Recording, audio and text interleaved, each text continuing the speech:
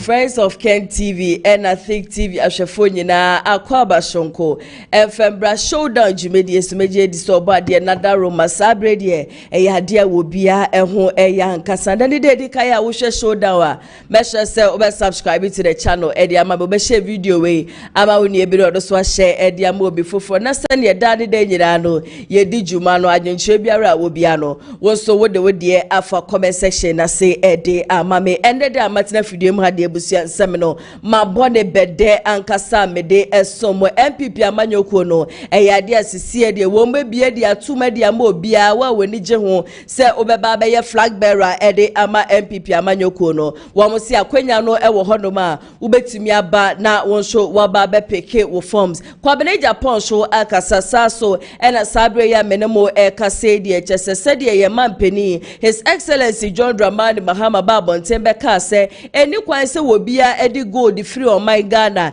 etu kwan efree akopie mu obi memu sabre de chese gold board wo mu ehim wo mu wanga se san se gold bi aba beka wo mu nsa na enkrofo ne try ya se wo mu di bedwane Kennedy ohene Japan so akasa na ebusuane nsem okan ye ne de enye easy enye asem keto ne matena ha no mepense ni nyina mu ede amam hana ATP so ede newspaper review no ebeba besom na se de bia me kan say on Mondays, Wednesdays and then on Fridays na ya na me ma communicators ni nyina no akwanya no no ma ba be ka me ho ewo fidie mu hanim se na eja de ekoso o man Ghana no ya twetwe nkomo ede afa ho no emre ko ne nim na ya de o beba betena se na eja de ekoso ewo man Ghana nyina no ye ne wo mo atwetwe ho enkomo mense mo mre na me ko straight na me ko dia da chese sabre KWABENA AGYAPONG ena ekasa na sema KWABENA AGYAPONG edi tu dwane se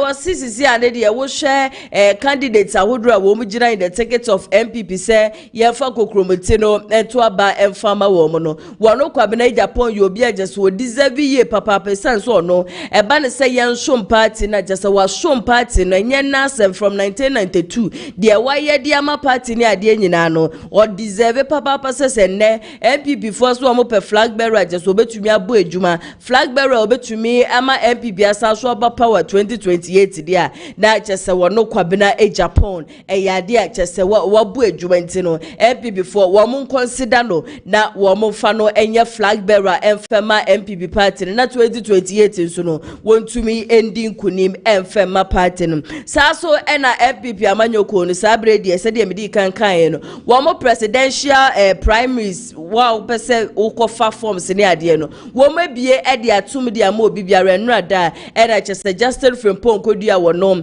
eye national secretary edba NPP amanyoko no wo ba bontin eja wo be ye press conference no di ni nyina no etu dwade bu hwe sika jese da so no trust me enye sika ketwa filing fee ne nko ano eye 500k filing fee ne nko le bu hwe wa file kura mposo awie no eyade just ubetu 100k na just titisika no 1 billion no eye application fee no uko apply dia ubetu 100k na wa apply yewie na just uko file so no na wetu 500k debusu anso ho no ma yesi ka hudu bi so ho no ma ni nyina ni nkowie no eyade a wo besanso etua na wonim se NPP amanyoko ndie na before ansa na wo mu bebi ekura de atum na nsama na nipa bebre na eka ene se wo se wo mutumi bie album ni mu na wo bia na ni hu bia se wo beso oto aba ni bi no wetumi akwakoto aba ni bi sabre ya mene mo ka se die bushia from July 29th ekosi August 28th ene wo no beso wo ko pick forms de ade nyina no wo mbetumi akwa peke na sisi a we ni so na o mabia atum na bom na o mabie mu no enkrofo a ye expect se wo mo beto aba all members of national NPP members ni nyina just wo me part of the conference na eja na anu ade ko hwi sankrofo ni nyina no ebeto aba saso na all voting members of national executive committee wo mo so ebeto aba ni bisaso na all voting members of regional executive committee all voting members of former regional executives, all voting members of constituency executive committee. Sankrofoni jinano ebekwa kotua bani bi eye nyame adoma on the 31st of January 2026 na womu eyi flag bearer chese obeboa na 2028 inkunimdie etumi aye party ni die for now ni die menimu nyina di wa dance yese boachi eja akwa kansa se nyame adoma wo kobisa so na kwabene Japan so akase wo kobi Kennedy ohini e Japan so se wo kobisa so na Dr. Mahmoud Bawumia Brian Champo ene honorable ose ya wedutwum sankrofoni nyina no wo mo aye ready ankasa wo mo kwa akogina delegate emfa kokromoti no ento aba emfa ma wo mo no mo be flag bearer na 2028 nkonimdie entumi enye NPP amanyoko ni die still na ablekuma rerun of election ebusueko na wie ya agese ukopiem so akwetia so a na no so die na sha ase agese ebobo basabre ya menemo kase die NPP for die wo ma enya eyi nipa agese wo kwa akogina edi ama wo mo ba NDC amanyoko no na enipa miensa wo mo so akwa peke eye forms a wo mo so hwese vetin wo mbe pass no mo so akogina say member of parliament edi ama akwetia intine said ye 73 hono me bande beto fom edi afri akotia wo mobile election nyina na me hye mo bosanya de amede be kan me mo me betena ha na mede ni nyina so no aba besom Sisi anenso de abusua menu mienu na di wa dance yesa jese ntokwa emu odi yankasa enka ntokwa jese epeja ni mu ewo bokono I think say maka ho asema I got to a time kra me pe mu ka kire me say me hwe say de ntokwa na de chi ni ade sebia no we say de sifa ebobo ba na me ameti ye ka me nko ade a anka ye mampani John Dramani Mahama nko wonsi nchen interior minister wonsi nchen wonya wo mu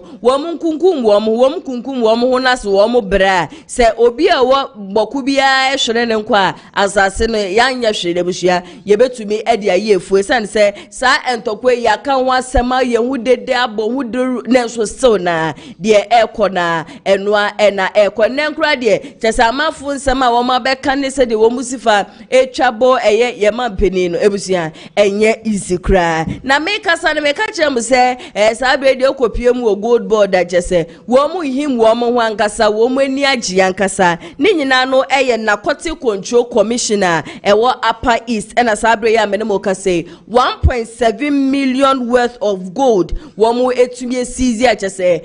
womo ede ama eye gold board measure somebody foni no ebeto so ede ama me na said eja interior minister no odimu ntintima pa na interior minister kra no ede ensembi etudwa no woka say eye sa gold ya achese ja na ya no fo ye yeso womo ye Burkina base womo edi edwane efiri o man Ghana de akwa mu ewo bi memu no womo ye nipa miensa ena ye grabe womo ankasa na Court Control Commission for grabe womo a chese wo grabe womo a na gya de ye machi womo esantantu eye gold board na gold board honom so de sami je fie na ye nim se wono eni peni agese woda gold board ano ena gya wono so show mu na picture bi kura wo honom agese on de nani abedi agese busua watene ne nsa chese woje ye sa gold measure some day pictures no ebegu so ama me na metiefo na mahwefo nyina no wo mu ehu de me patch ntino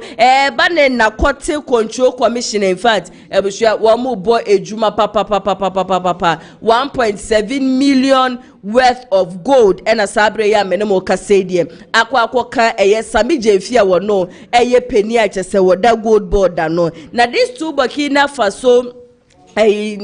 nationals foi sabre ya menemo kase shu de yedomo akwa gina mbra ne ni mankase san se wo mo hyemra se eni kwanse wo bia tebri mo man Ghana gold efri ha eni kopie mu obi mamu ntini se ne ewentie na se wo bu sansem ni nyina no e de faso a se de aban we wo mani asifa bede no enya ade a wo mo de mo ho e be che mo kra yenko back to bokontokwa ne boko ho ensensemi ebusia ye ko back to bokontokwa e dia na jase ye Mampeni, His Excellency John Dramani Mahama, what in Sembia Tuja, Nanisama walking in and say, a yet to quite a sepejani mu ewa bokonia day, what best penny for ye, papa pass one money or munkro for Kasaya Mamprusinu Gusazi for, will be a fun a could ye fengu honum, now woman shokwanya, woman be fast watches as sumja, your friend as sumje, a be able to me about boko honum. Ye na yen himself, woman tea mana a ye, and now hine papa just 2 4 say to tu wapem so and wono any obi anaje say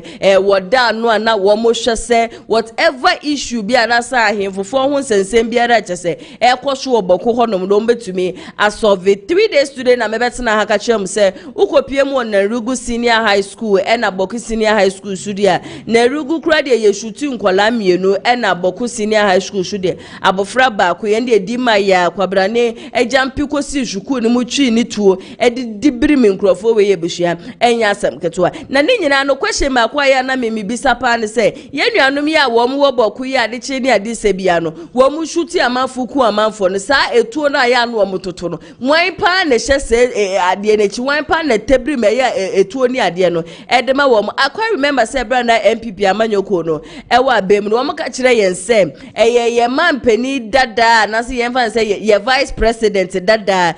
Dr. Mahmoud Bawumia wono ene hyehye sa ne ma we nyina chisisi ano Dr. Mahmoud Bawumia wonye running mate wono so wonye vice president wono so wonye president it is still na etututu a se ekoso ewo honom no wahe ene hyeche eyade aye mampani John Dramani Mahama wa condemn ye etututu a se koso ewo na Rugu Senior High School ene Boku Senior High School bushua mesha so obeka me ho ne yakọ na yakọ akotie ye mampani nsem no abasisia to appeal to our brothers and sisters, Kusasis and Mamprusis, to give peace a chance. We cannot accept the current situation where students are shot in school and killed. We can't accept the current situation where teachers, public officers have all run away from Boku because they are afraid for their lives. And we have giving the mediation efforts to Otumfo, and he has briefed me constantly on the progress that he's been making, and we are almost there. And so the current fighting and killings can only be done by people who want to derail the mediation effort. And so let's give peace a chance. But as the army has announced, I have directed the army to move from peacekeeping to peace enforcement. That means they are going to be a bit more robust with anybody who is involved in criminality. And so let us give peace a chance, not only in Boku, but in Nkwanta and all the other places where we currently are suffering conflict. Your Majesty, the values of unity, patriotism, and compassion are more urgent than ever. We must resist the forces of division and exclusion that undermine our shared heritage. Your Majesty, Gonjaland is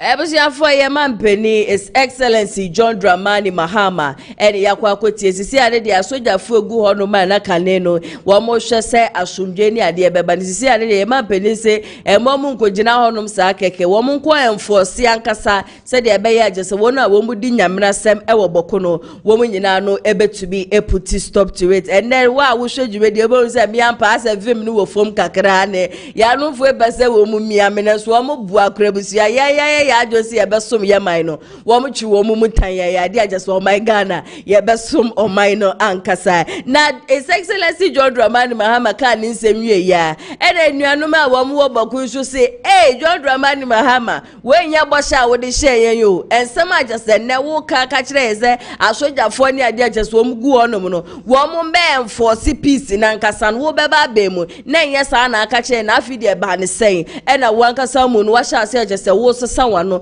nema wo mu kogina so ede kokromoti no eto aba ede ma NDC amanyoko no wo mu si looking as if say yade aje say ye mampeni His Excellency John Dramani Mahama wo ye ama wo mu nsa esifo video no e wo ho no me no so meshe so be ka me ho ne yakọ na yakọ akotie eye mmemme kuku dama wo mu wo Boku aje say ba ko de wa twe de tetefo na gasa de esi nanim a wo say His Excellency John Dramani Mahama we di wo ya papa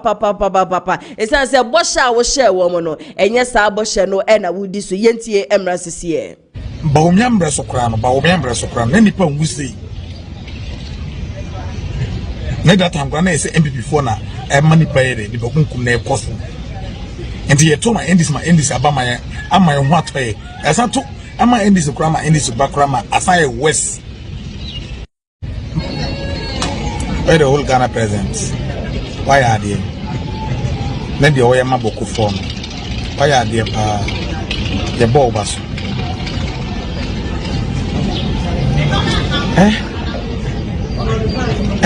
John Ramana mama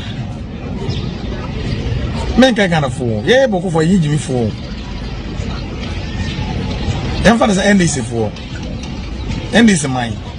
ye boko for yi jimi fo ye jimi fo e wanyansa ene nim dia ye obi ntra wiase ne bokumye izu ena obi zu en sina dwen so bokun obi o en so ba en so fanasa NDC for time na mo ba some boy rally no nya sa na mo kai ojo mama oba boku na ba fi one kan so the soldier be ba for so my akọ chief 2 o'clock go one kan sa o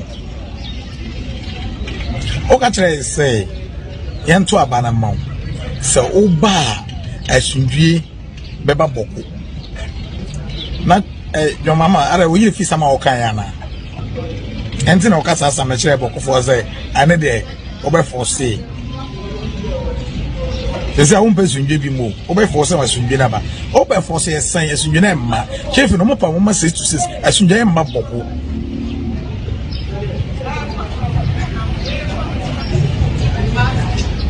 se sa kwa sie na gu boko se wo ye wo hene no wo fre no wo hene no sa mo nche sa kwa sie we firi boko a e ma mo nya ma adwen se boko bedwo anye soldiers na odo be gu boko no ananye soldiers na odo be gu o chef no be ma chef 6 to 6 no era ma boko da din o anye no be ma boko ada din John anye sa de na ma boko da din o pe mo chef 6 to 6 boko enda din da okay wa ma boko 6 to 6 na wa ma na lero 6 to 6 kuma so na akra wo ono the house de mo ma 6 to 6 so because as for one for I don't think pay for money baby no kura dance mo ntimenka na mo force ni pesa adai ako ai bawumia mbre sokra no na nipa ngusi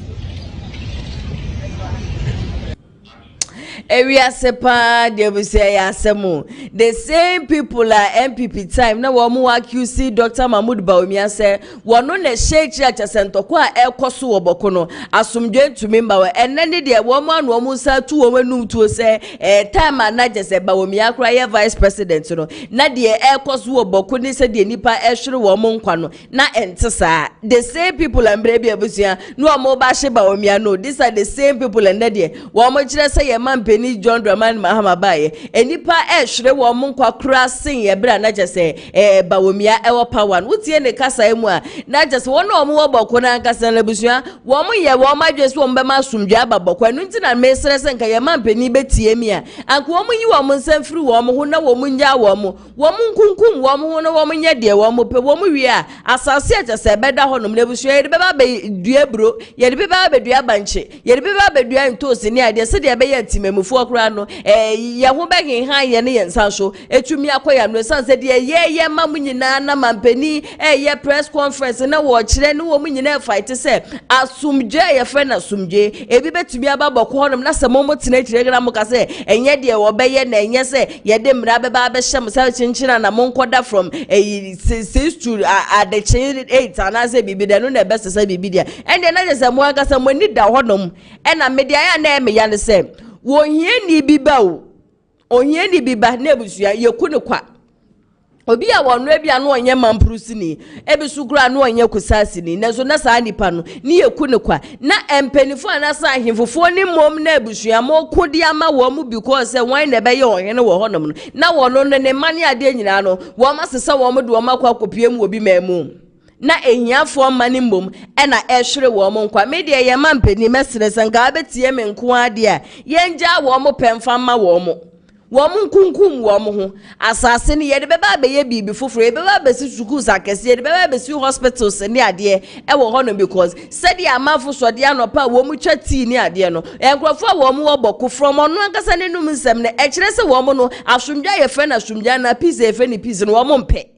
Inti sende ye man pedi beti edia wonja wo mo pemfama wo mo ke na no 2 gra no e ma ne mfa ne hu kura mfa nwrewre mu biom wo mo nya de wo mo pe when they die we are going to use that land for something better. Yes, kwa ye befa so ye be ma asumdwa ba ho no na kwabra ne so atwe ne tetefo no de esinem na busua se bi ensem hunu na e na wo ka ye santen kwa ye ti akode na jese KWABENA Japan 3 days today na jese ja wo lunch ye se nyame ya adoma wono so ebeba in the ticket of NPP amanyoku no wo beba be pick forms wono so begina ye mfa kokromoti no enkoto abanfama no na nanse ne nsem ya wo keka na me mu no kura na busua medwe amentiase mebetena afidie mhanim say enrada na mekasa the same KWABENA Japan okotena one of the media stations so anu wakasa watchere sem bawumia eka hu bi na ma NPP amanyoko no eluzi 2024 election entina ma omo nsanso kura no repeat bawumia sanse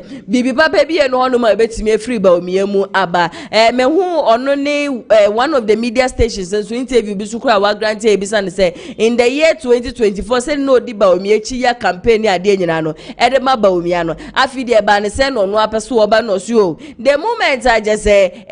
obi awini nko ade as NPP mra no our right say obedi nipa na chi no be campaign ade ede ama nipa na mmom na nyese bia bawumia dem sonko anaze bia bawumia yi obi ajeso obetumi aboa party na ntu no kodi na chi debe enye no kura but said ye wo ye patriotic nko ade nipa wo beba begina in the ticket of NPP no our whole right to say wodi ne support better na chi wono aso na mre bi obetutu bi de man Kennedy ohine Japan say Kennedy akoka say in the year 1992 just say we could donate 3 billion bi the support NPP party na wono aba ye ebekesa ye ndi ade na nsema Kennedy beka ye nyina no kura bi enima Kennedy nso ba abonten be respond and say abrantie wo ya ye ungrateful anka say wo kura no ba be ye national secretary dey ama NPP parties that time now to wheelchair mu make Kennedy ohine Japan na mebua wo na amafo kura mpese ye be campaign ni dey ama na so me news le wushu ye ni ade ni ye di ye na si fom ni ye bo mo odin ya de ma wa fi die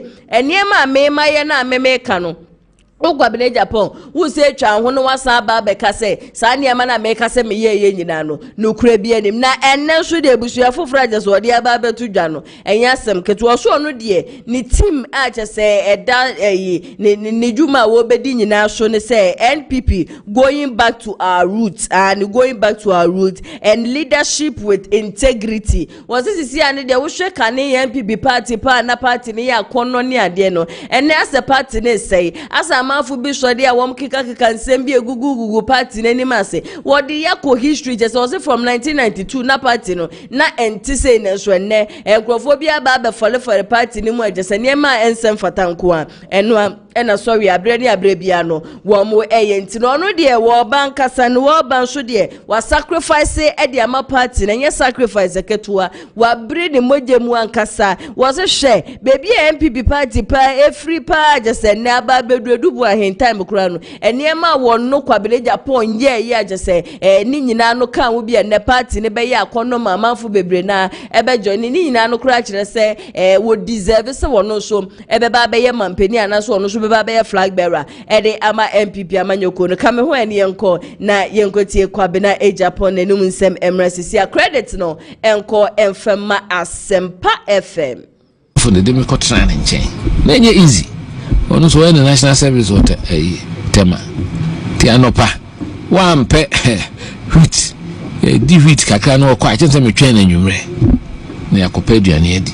nti when I see somebody who or say come dinner e come adimidenti me feel if you don't have empathy the friend who said tim ni bia enye say oben politics so when am kwan ho na ho se wunua ba eso ade ahwedie wo hwa ahwedie no bi kra new 150 cities na wie na ne ba hye na chi a na wo say wi ase na say ensiwa kuma then you don't need to be around politics. I think so right now a dear pa Adam and say to be an advocate for a new Ghanaian, a new politician, a new Ghanaian, we need to recalibrate our thinking.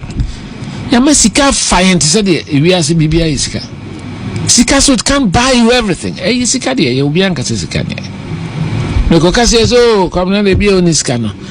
Be a minisika kese so hear me. Yankopon hwe me. In a way, despite the fact that I had been ostracized for 10 years from my own party. So, nenso so nyame kwan kakra nyansa kakra na onemu na obo bra because we are we obia we are modest. Prepare ho na live beyond your means. Adia ha Ghana, both as a country and the individual level, they say we live beyond our means. I want to be a symbol of those values and the virtues that anchored the formation of this political party. Because time I hear NPP, because it was fashioned out of adversity. At the time, I soldier for neties. Nenso bumping for a deed to say, Mubidia could Jemfi appear minka, bet my friend Stephen Kirku, Addison, no, Chese, Amesime ku, AK de ku, ko attack regimanum, Nipa bro party, binu 2 year hoche, Cosima, Alaji COP, so what's in the dear.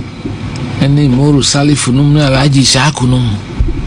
In 1992, it was life-threatening to be identified with the elephant.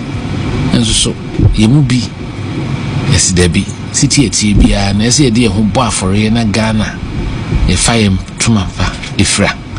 And Kamea Kolana Medi, 29 years to 30 years. I feel maybe university, I'm a civil engineer, me Juma, wa Benjamin Mususu. Ghana Highway Authority. At times, soldier for the hair. So, and any peppy refi, and then they say, and quite away a joa. No beer, ordinance, room where you were show and show when you're shame. That's our time. And no, not our time, not some penny hole. There was only one station, Ghana Broadcasting Corporation. Until you could transfer, Ubia Tio, Ubia show. I feel Penipa crack with General Abode Rama NPP. Who be anti me? It was because in Penifonipi,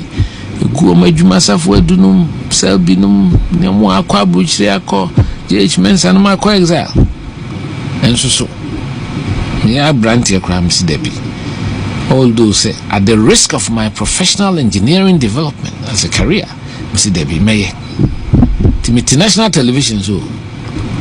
that time so Kayana, because not for the previous close to a decade. Nama host to sports highlights. Tinama national goodwill and nipa pemasem. Mrs. Goodwill no. Me de bema at the service of the party.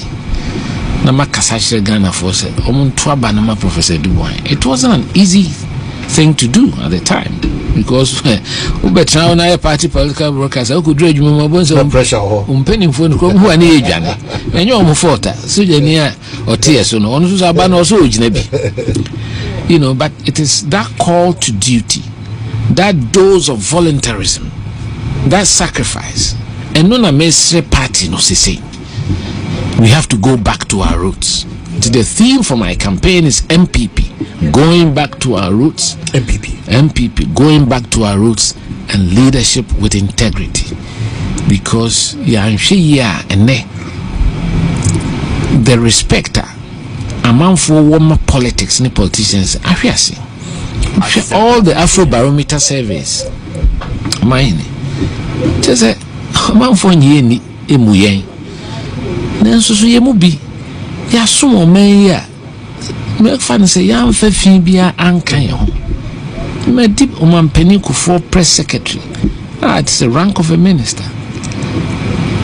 for 6 years. This will be.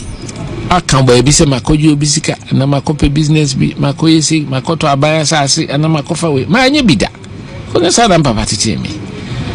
The very essence of governance, any politics, the welfare of the society. Into ba, you be, especially a woman be. Be a me background, bra me brain and tea. My papa won't tempt say munina munima. I don't want to go through that. So, enti ye 2 year free rage and yet dada mo na face me ko pechi nurse bi nchen okolebu one room madam for the demi ko try and chain na enye easy onu so when national service what tema ti anopa one pe wheat di wheat kakra no kwa chense me twen anwumre na yakopa aduane adi nti when I see somebody who or say come dinner the come adimidenti me feel if you don't have empathy the friend who said Tim unibia and you say obey politics so when am kwan ho na ho se wunua ba eso ade ahwede wo hwa ahwede na bi kra new 150 cities na wie na ne ba hye na chi a na wo se wi ase na se ensiwa kuma then you don't need to be around politics. I think so right now, dear Padam and say to be an advocate for a new Ghanaian, a new politician. A new Ghanaian. A new Ghanaian. We need to recalibrate our thinking. Yamesika fine to say we are Bibia Isika. Sika so it can't buy you everything. Eh, Isika dear, you'll be Anka Sika. Because says, oh, come on, be on Iskano. Be a minisika cases in here me. Yankupa Sheme. In a way, despite the fact that I had been ostracized for 10 years from my own party. So, Nenso, Nyame, Kwan Kakra, Nyansa Kakra, now Nemuna Obo Bra, because if we are so we will be we are modest. Prepare na live beyond your means. Adia Ghana, both as a country and the individual level, we live beyond our means. Engineer KWABENA AGYAPONG ena sabre yakwa akotie ne nsem ni nyina no abano wachire chesebere a wabre wo party ni from 1992 edubu ahentime eni baby an party no ababedu ni neti e wose Ghana for moma na kwanya no na wotumi ebeye mampeni ewo krom hanum se wose so obi peso oye politician na se nipa no wuhu se unua bi wuhu se wonyonko bi wuhu se wobi eso ahwede anase hwebibi woni tiri na se ne ba hye n'echiri na infifre nipa no na jesa de na ehwo no kura no yenton emfama na se wenya timebia amfama sa nipa na then you do not deserve say obeba abaye politics and o mama politics no ni nyina no aba abaye sika bi obi beka say bia wono KWABENA AGYAPONG woni sika mponti and wo kan sa bente sa he deserves it and ni moto ne nso de abusuanya asem ketwa was the NPP going back to our root and also leadership with integrity na just no BB party na gasa mu ne just leadership skills no ade just abo wo mo said the John Shaw abo ondo akokodo ntino se wo onya sa kwanya no abaye mampeni de abuzi o se ne ma de wo beye bia ngasa se medical so aka chem se sisi de NPP amanyoko no wo mabie e de atum ntino wo a wo pese wo beye flag bearer e de ma NPP amanyoko no from ename no mo kase ya ekosi 28th of August wo betumi akwa pick forms na before answer na abeko no make sure say ukura 100k esa shu ekura 50k na say 150k 1.5 billion ebusia trust me enyes ka keto make sure say ukura sasika no ansana obekwa akopeke forms a wetumi akwa pick forms na ba no KWABENA AGYAPONG kra de ebusia say me amaka me say in fact me ya say KWABENA AGYAPONG wo kwa say 1.5 billion because me no mienu di one dance yenim dada we ye hia wo bi say wo be ba be ka che yenim say KWABENA AGYAPONG ade a wo kopiri wonya assembly wo honu mebusia ma ye fan wado I think that me social media platform ba ko so na make na msuo e ka me nko apa de anka KWABENA AGYAPONG anka one choice e bi anka obenya e bi na national secretary ana se bi national chairman because wutie ne kasa ye mu ni ade aje se wonim se de obeye aje so obeka nkrofo abom ni ade oh enu se wo launch ye obeye like onya akwanya no obeye flag bearer ma NPP ade obeye no okasa edifa Alan Kojo chairman who say party no was so be to me ba ko na so no onya sa akwanya na Alan Kojo chairman ten na we free party no ko join movement for change no ade akwan bi ono kura be fa so bia so be hwe Alan Kojo chairman ten ade aba party no ade obeye inti ne kasa ye mu ni ade na so this man at least you deserve it as national chairman enya bad kura and then people would have rooted for you, people would have voted for you, but see ani de me no nim dada ye nim say I can say no it is is between Kennedy Ohini Ejapon and Dr. Mahmoud Bawumia. There is no harm in trying. It is okay. I am so happy say what try. But what try back one fa, what try me and one fa, or sabe try be fa mean to mean that mean to mean channel trust so one corner man for ebusia fa I can say no. Apart from Kennedy, apart from Bawumia, Crawford, one more can one more jama, one more man can say no, a more de 1.5 billion. Oh my young friend, bibi papa. KWABENA AGYAPONG 1.5 billion. Who my young first can friend bibi papa rather than say, oh Baba says Sikaya me at the end of the day crown position maybe a benya ye third and I say for third and I say fourth and should ye fen yeshe mesro ye papa. It is never too late. So when you pick forms in India, Miss Rawan Kasawate, media train, a womu be a national a de be a Nanka Buja, while Wakwape, Nanka be a only chairman, won't to me a national chairman. We show KWABENA AGYAPONG page no pre national chairman won't to mention pre national chairman. Yenim say ye move breneja ya ko school na said ya wakabro fu ni wo said ye wakasa edifa and kabomuna. He is very good at becoming the chairman of the party or the secretary of the party rather than say we're fighting for a position. Minu mienu nyina nim say enya dia obenya sama ka jem say showdown jimedi e busia no kre na ade na bia bi Kennedy Ohini Ejapon so sabre ya menemo kase busia sisi ane de ono atu nanum tuom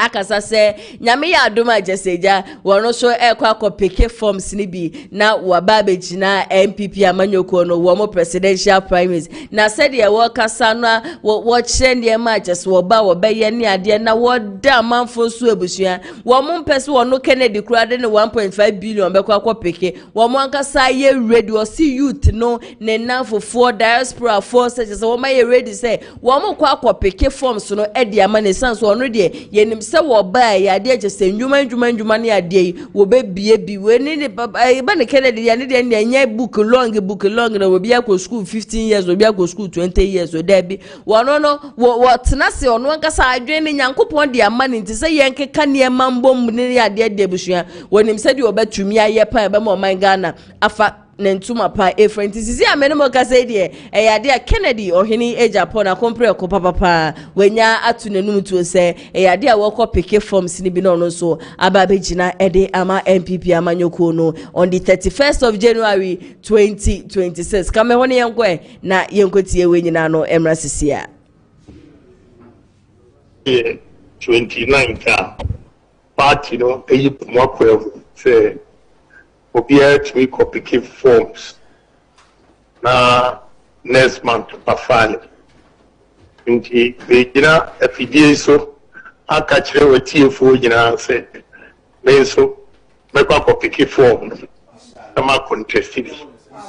na mo mesrebo obeye adwumaden apo me ho dawu ama Ghana fuati Ghana fo gina sufre me here can before or what tima or what do a woman a shadanu will be your mom. Now, Obia or at the Incasia for development. Obia or been a Ghana and ye and and Kwa. Now you meet me a developer Ghana and we are Canadian Japan number 1. Obia ni wa or contest ya was so what do. Ewo Ghana ho ekemi but obi anso nipa yemo obi anso obi afata so be contest medamasi momo de wuro no mame ene de abrewayi pomakwam se obi atumi kasa mi radio station mi general manager be de matuma no mutio se yanso be kwa ko fafo na eni je se me wo se group youth group MPs ene yina obia se okofa forms no amame obia se okutiaka nije kesi eze emrantie akeka ho abom no nso omu ankasa ekopiki form na man because omu wo hope ewo mu se men matimi ede enwuma abagana abeti unemployment so na self gratify medical o masi krase wonya gwempa sa wo me ho MPs nso afre so mso betia another group nso afre so mso betia obi aso betia mami lawyer honorable Ken City Media yenso so ye kopeke esika cry ready dada ekuta Albert nti peke ne de be Mati medawasi nyame shira bunya all right yemeka sanita yes so ye da se papa eno eye honorable Kennedy ohene Japan the political disruptor and yene no edi enkomo in fact o say Kennedy ohini Japan utie ne kasaye na the number of people ebusia woma ye ready nkrofa je say womo try womo possible best papa say womo be peke eye forms ne kra ede amane neja wetumi aba be contest na wetumi aba ji o man Ghana ede esi ho no bebusia enye asem ketwa kra wo sha was even MPs ni be kra no woma ye ready say womo be man sa kwanya no womo adu omusika ebekwa akopeke ede ama womo said ye be ya obetumi aba begina na eba no NPP party na de bia meka se enkrofo a womo edo Kennedy ohene Japan ebusua enya asem keto we have people who genuinely love eye Kennedy ohene Japan enya asem keto anya febedi agro ne ade they are already say ne Kennedy ekopeke forms na say delegate man akwanya nko even the team emofo kro mbaso omoto aba edema Kennedy ohene Japan enye easy sisi an be bia Ghana ye duru no eye show work no be say show evidence we do evidence to honum so okay me ye say my say nsen me be mampeni a menya ye mampeni mpo no ene ama say na my na me be mampeni just imagine the things I am going to do for you unya this evidence na to honum a ye nyina ye hu say you deserve it and sisi an ye show no omugina so a wo bie no honum obetimi ede ne ho a compare eye Kennedy ohene Japan. I think I saw one comment on TikTok na nipa no eka say Dr. Mahmoud Bawumia was the vice president. If I compare Bawumia to Kennedy ohene Japan on the number of companies and I say Njuma Hodra Kennedy ohene Japan it doesn't really add up and I was like come on I don't know why excuse me I am sorry to say but you are acting very daft. If someone who was brought from the bank say one brand one show my Ghana economy so na nipa ne buy and we fairly poto na ye kana say waka chem say he was the vice president so I shouldn't compare a vice president to Kennedy ohene Japan who is a businessman. If as a vice president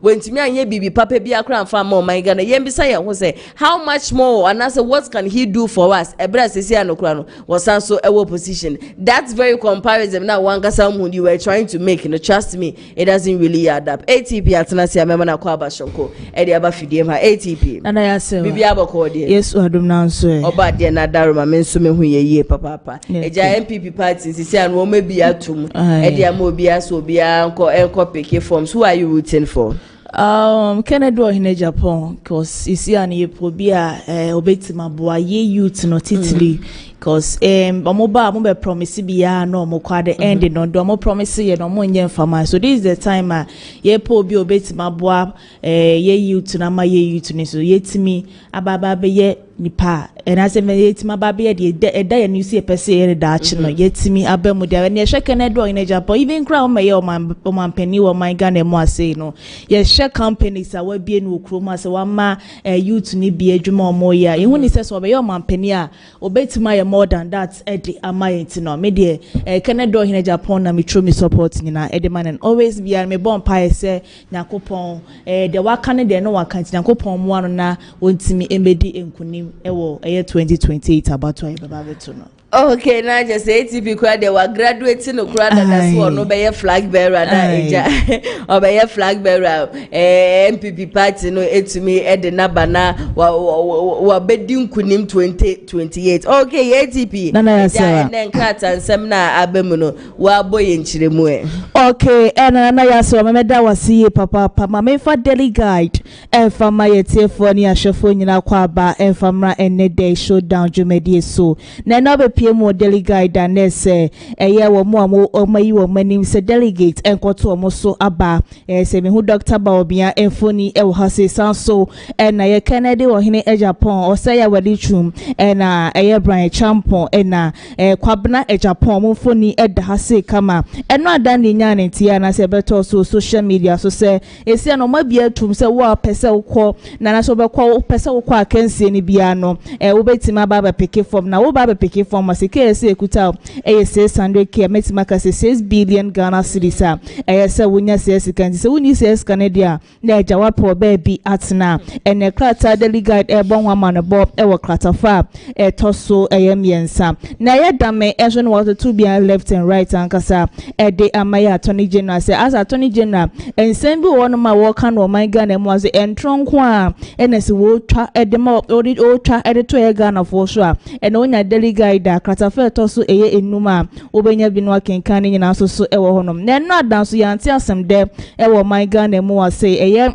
ka kwanhia bi esi ewodwa so a ni persist na mnum ho no ma so so mo hwere mo nkwa a kratai ebo ho Homanebo enso wa hase na minority ni so pile papa so madu to be left and right at the ma NDC amanuku na afen so John Dramani Mahamas na mo benyina na mo kase mo be tax ni nyina de afro na we kozi mo say na anu ada ya to forcing ebe kinkan ye budget yi de ma ya ise mo di new tax abai so mo to be left and right say o tax kraye hu de course ni isi a new one so aba no mo pese ye ne de ne kratai enso ebo ho Homanebo enso ewa hase na eye edubu aheni ni case ya ewo court no na judge is wotena na asem ne so na wo ka kire eye police for ne se car nice wo wi aye no wo mo emfa emre no na wo hu do beye de afa ye edubu ahen case ne daily guide enso ebo ho Homanebo ewa ha wunya bia no wakenkan ni nyina bi kama so de amaye mede wo call the new publisher na be pie mo the new publisher kratafa toso miensa so a na se atofo ni foni da hase a wokuta ne bag a o man Ghana mu ase nyina yesika egu mu no sanso na ye upon on chroma ensu enfoni edaha no nyina media budget asese na no atofo semberisa edigu wono edemaya IMF kra endorse no na wo minority ni kase budget aya atofo sembekin kan ye nyina masawe ntronko an obeke kan kire nsem o kan from A to Z nyina no kura bia enima ye kratai ensu ebo Homanebo enso so ewa hasen nyakopon boa September mu na ya akotia election by election no baba bekoso na we na NDC amanuku ne bo amane se NPP for ne so mo baba be maintain me wasa na se so mo so mo do mo ba dia obo so ma ye ready pa che wa ne ba omo di be si ani a enye fedi agra ese ne krata yi so ebo ho Homanebo enso wa se mo ba na se mo so mo baba ye ne ma bi ense fata omo so ye ready o ma ye krado ankasa se omo di be share mo na se boot for boot no bekoso e wa kwatia ho no ma ne the new publisher enso so ebo Homanebo enso so ewa hase na dame eno so wo there ya attorney general say bank of bank hu sika esa beto social media ye 10 million Ghana cedis no a wo twantro ewo ho no so wo there ne say one for evidence and family bonte ne the new publisher enso ebo Homanebo enso ewa hase medo kwa the chronicle na be pie mo the chronicle so a na se kwabre Japan ni foni eda hase kama waji ni suit and afen so abo ne red tie kama no we nanim senyakopon bo delegate enkoto ne so aba enrada do be senyakopon bo na se wonya opportunity na ne ma obe abo NPP amanuku no man Ghana so wo de betu eja edemai na we na ba kratai ebo Homanebo se wono no ni pa obetima boa ama NPP amanuku na timi edi nkuni nyakopon bo 2028 ene kratai ebo Homanebo enso ewo hase na ba kratafa toso mienu ene miensa ewo ye the chronicle na se Brian Echampon ni foni da hase kama na nyina bokon sensem asese asore ewo bokua adane kotwa bi ade bi adano na se emu ebri wo hon ma ye ku amanfo hon no se NDC aban ka kire se nkomo ban kombehwe ama bibia toto di na so kamia kwa so mabuo manim de agusu nto sere mpanifo se omo sore wakai no mo nkopie mu ewo boko na mo ma bibia entimi entoni titiri ene national securities no monya ready na se mo nkona eja de ekoso honum nyina no eto entimi entwe ne the chronicle ebo Homanebo ewo kratafa etoso mienu ene emiensa wonya bia no wakenkan ni nyina bi kama so de amaye mede wo ko daily analyst na be pie daily analyst nso so a kratafa to so ye miensa ene enai na NPP amaniko ma bie presidential race no atomo no na Kratay eba ho amanebo se unkuta 6 billion Ghana cedis na eseja wakopo baby edi atenenti de so wo se sika ne dia ene kwan na bie dia ma so betima ba befa forms no na wo nso wakwakosi akansie no so obedi nkunim na se woni nkunim already na sika no ahia ene se ne daily analyst eba ho amanebo enso ewa ha se na wo ba asia se na ese Godfred Odame ene eye attorney general so ntokwa iso modi asi ani a wo kase Godfred Odame kase attorney general say entronko na wo twa Ghana for no so Kratay ebo ho amanebo enso ewa say na this week ya yanti asem de na kopie mu ewo ye pure FM na say eja eto ho no ma na akwakoya rehosem ye papa we na ye GJ ye kwabradwumfo ekopie mu ho no ma sese ewo di nkrosasem ekoma wo ma wo wakwa promise wo so obehwe se da bia studio no mo sanso edi besi ho no mu bi na so no ma wo wie ya pe na eye Dr. Kwaku otin enso ene nikohia no woda na se efa de wababeye edi ama omu no ho ene Kratay so ebo ho amanebo enso so ewa sent unya Kratafa etoso eye ensia wobenya bia kenkan abra wokopie mu ewo eye studio ba bia ho no machine no ena afenso Kratafa etoso eye enumu so no bra wokohia Dr. Kwaku otin ne so ene so wobenya bi no akenkan ni nyina enso so ewo ho no daily analyst ebo ho amanebo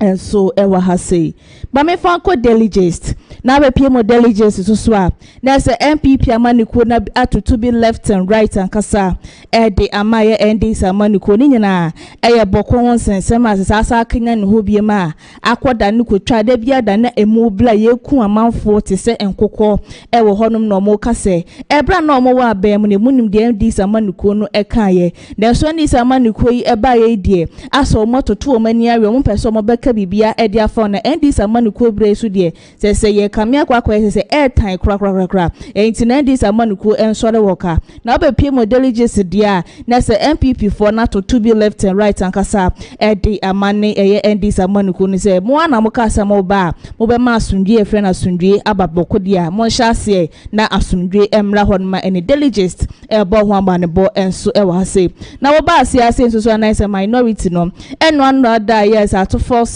ebe we say media budget no edigu honom ede ma ye idom ena minority ne so budget ya mo de ba ye de say kase ade e bon pa de e bon kan se ma obeka yen kwa de ntronko anu atwa man Ghana mo san kona mo samra bi me the delegates ebo ho amane ba wonya bia no akenkan ni nyira bi nso kama enso so ede amaye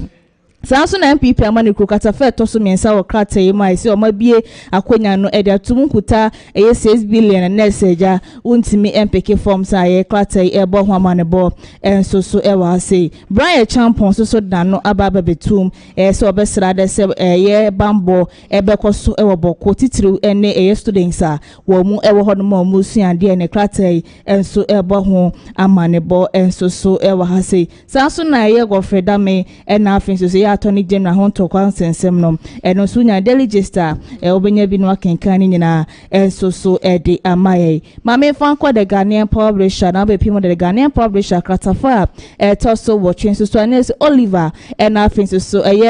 Kindapa omofoni edahana Oliver beki kan sembe de fire kindapa ho a na akwa da ne sembe bra kindapa epeja asem no ede kopie mu o court ne wo kyerɛ na court ahye se eye Oliver ejua 3000 Ghana cedis a ene Kratay enso ebo ho amanebo enso ewo hasesa so na NPP amaniko no si bie race ne bie atum akuba Kratay di man se Dr. Baubia Canada ohine Japan Brian Champon munyina efoni eda hasia yesi so person pick forms ne dia next 6 billion Ghana cedis neja won so ode akwa pick forms ne Kratay ebo ho amanebo enso ewa hase sanso na wo ba ya asia next minority no to be left and right ede amaye ato forcing efa eye budget na no so backing kan ede ma o man Ghana no eno ma to be left and right ankasa ede amawo mu mede wo ko daily graphic na be pie mo daily graphic a kratai bo ho ama ne bo se eye abanye dwumaye form wo man Ghana mu asade bia da wo mo gi student leave so mo kwa amanone akwa kusunya ade no bi won ma wo gi be 3 months ni beduro na se wo twom kura ko 1 year e no mo de nhye bi ababe to se sankrofo ni nyina se 3 months abaja na se 4 months na abaji na se etwem aka hu se wo ba wa appointment no ye betwem e wo man Ghana mu ase ne daily graphic so ebo ho amanebo so ha say minority so matutu be left and right and kasa they amaye ND samaniko ne ato forcing na media budget o de buy ne so krata no ebo ho amanebo krata fe to so dunkuno wo ha say sanso na ye ADB say from January abesi enenom o matimi enya profit 30 million Ghana cedis ene krata ebo ho amanebo so ewa ha say mame found the custodian found sorry and krata ni nyina so na krata fe to so mienu nes Oliver ne foni eda ha se woni kenda pa hon sensem no krata so eba ho amanebo so ewa se sanso na minority no so matutu bi de amane NDs amane ku efa budget o wonde buy say budget die ni kurenya mienum ne ntronko na so mutwa man Ghana no eno so krata ebo ho amanebo na wo ba se so a na say NPP 2028 race no omo kwa kogina say ye delegating koto omo so aba no nyame aya dom ema yesi ye bie ekwan na tum so obi bia pese wo ko bia no wo betimi aba be fa form sa ene krata ebo ho amanebo say wo ba na say okuta sika 6 billion Ghana cedis enye sika ketwa entino wa wo sika neja watimi akwa fa forms na akọrin so a na say 6 billion nyina na say ayekwa edi amount na ya say wo me for the custodian and fan sorry krata nyina so na fa de aka nyina fa to so ma yetiefo ne ahwefo adane de nyina wo mo jebre etie Kumasi online TV TV na face Friends of Ken TV.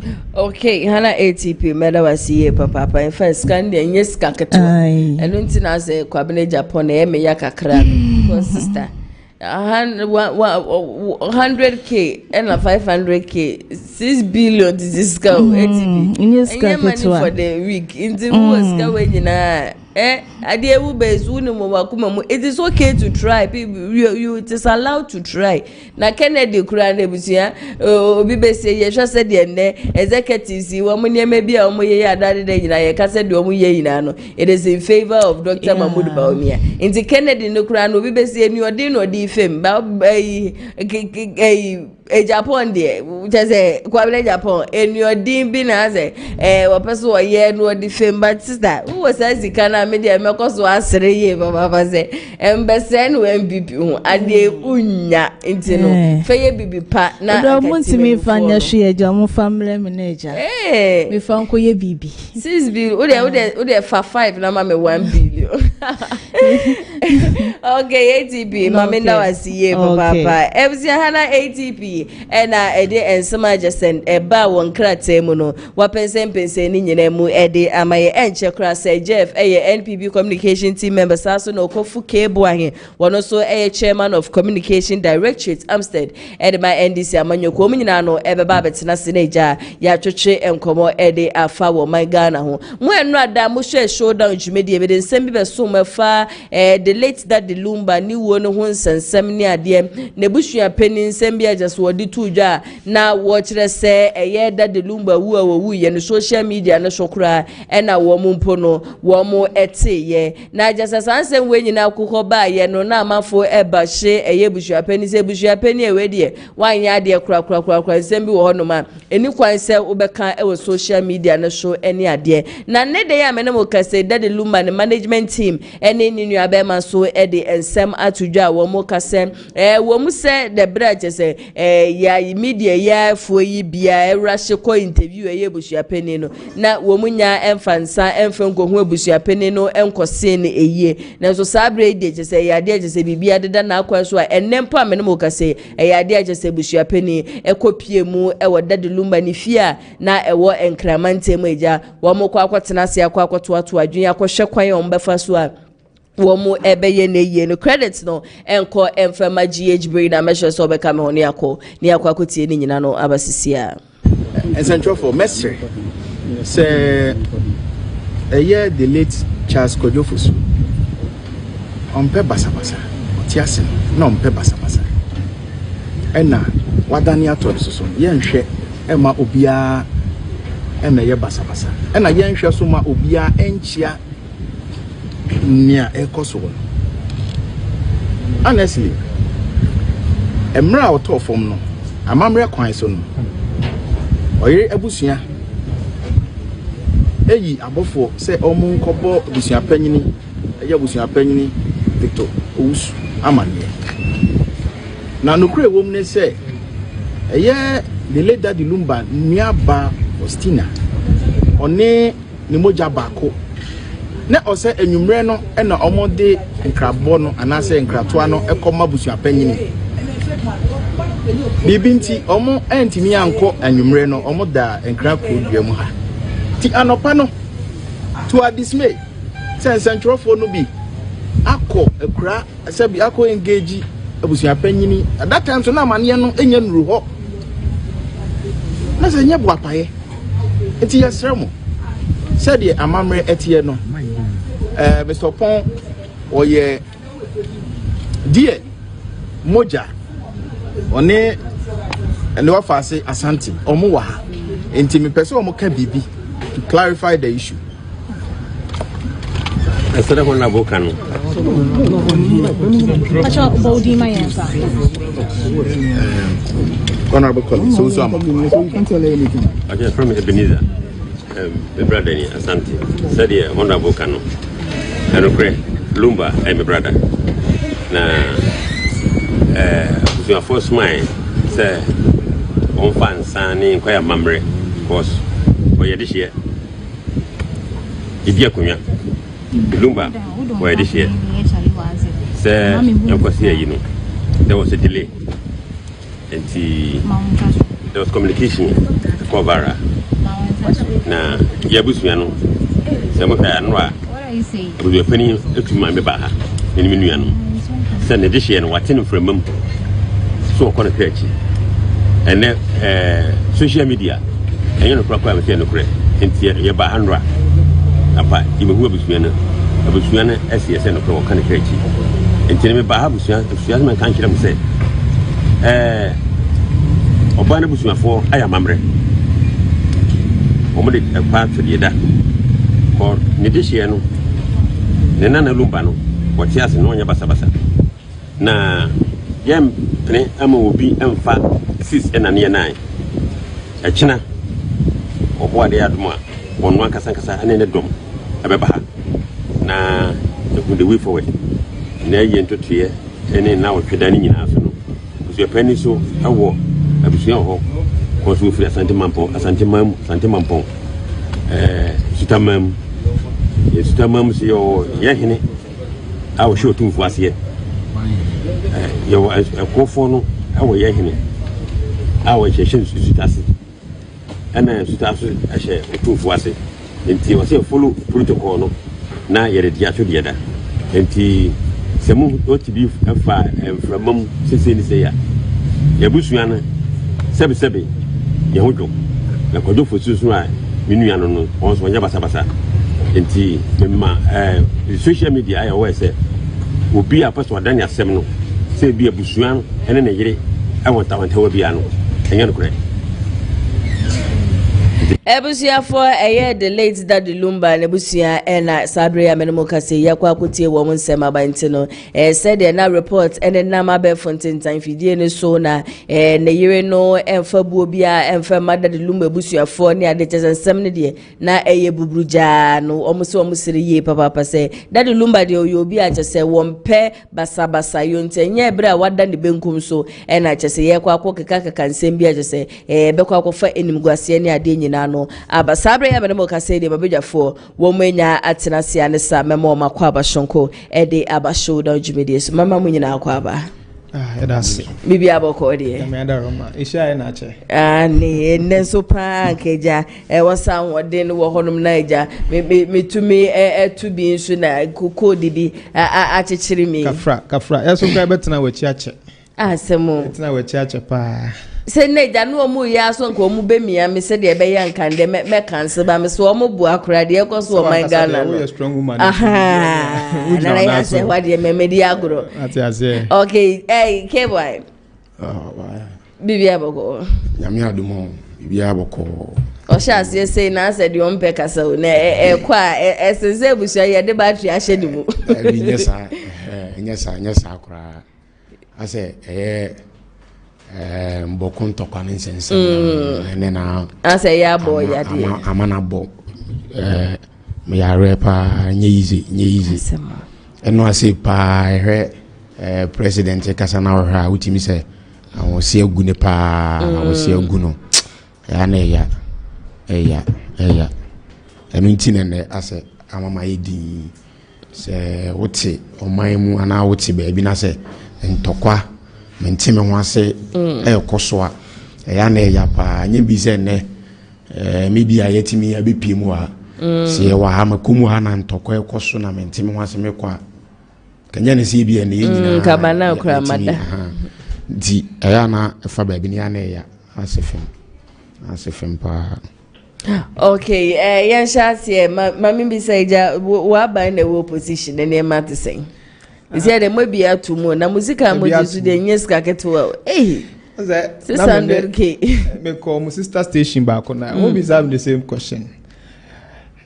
O share the news concerning the amount of money now. Explanation bia share the new home. They just stated the amounts. The forms is 100,000 Ghana cedis, filing fees 500,000 Ghana cedis, making 600,000 Ghana cedis. Because 600 now, because it's 6 billion. So basically, explanation be anka and one or the other. Me me fan the same penny for no minimum your money. Enti na bia amumfa the necessary explanation. Yes, and so wow, obesa sekebi wo kwa additional extra ayibi ka ho a and you say no they are yet to decide on so when you are filing and as all filing we next will submit here then they will decide on that. Enti no there I will leave that to them to their own discretion. Now omade omfins omoya me dem me hu ni so omo fa ho ye you as a party this is opposition e come na remo enti no they say opposition and your opposition we are doing so before opposition when you scared said the way track at marry no me ya so they make answer say me the candidate hold on na kan na me ya is only why candidate hold on na ade na obi enim say e Kennedy ne Bawumia na Bawumia no kura na say mo person mo ya na me be chire Ghana for ko oh jayem Brian Champion so and Brian Champion is omo contest ni na no to me 6 billion is nyeska bia de mo nyeska bia na mo raise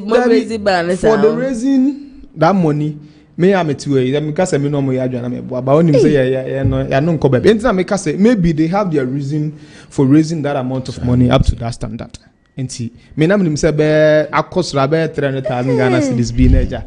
3 billion bia but this year na kwa ko do 6 billion me kwa me yema she me ba me ne den eja she mbotom ti man fan she mbotom kakra ne me na no ada KSTS lecture bi so between it so obe contest na meje di say 6 billion de e bo ne hu na sign oh no is he 6 billion no omo no said that just be at the moment na ka so be call rounds just rounds for 276 constituency abebo kase it's the filing fee I want to me if I don't just obey my campaign so it's yeah maybe they have their reason for that but that's at now menya sure say me na me nyan who reason na I'm sure say the ordinary person or say grassroots person no only reason be there for is that. No sensible reason behind 6 billion I dey cry go for mu be na dodo na kro mo mfa obe tosho third obe tosho second cry ye hu so mfa so bia wakoto 6 billion egu mesre engineer KWABENA Japan se ne ba na me wontie de me kan me sisi kan no na mo ka so be tiska obi an tiska nwo no obi an tiska nwo be on se sika no kra na ji a ba party ne me the bo party no ho bra enti na mo ba opposition 8 years man to me am bo iska opposition 6 months ya na mo be you obi 6 billion there oh say no there I'm sure say enye general secretary neck ni na netnas maybe they make your consultation kakra ebi o ma nye mass consultation I believe say omo year consultation to the party council of elders and those stuff so okay boy na no ye ne kasa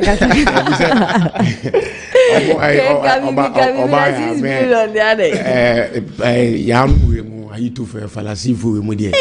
omo de eni momo ba se ye mpesi kan jisika omo ni me ye papa we dey imagine omo power omo wa bam way back 2024 oko tertiary institution KNUST Amstead near here even the political parties na no NPP NDC be fan say tin test common thing for registration say school near or person will join NDC krabata kuna wo suapo ni mo no omoje 10 cities in NPP for neje 40 cities no moje 40 cities o even no more power mbono say wo person obeye Tescom MPP ni wo campus no NDC for neje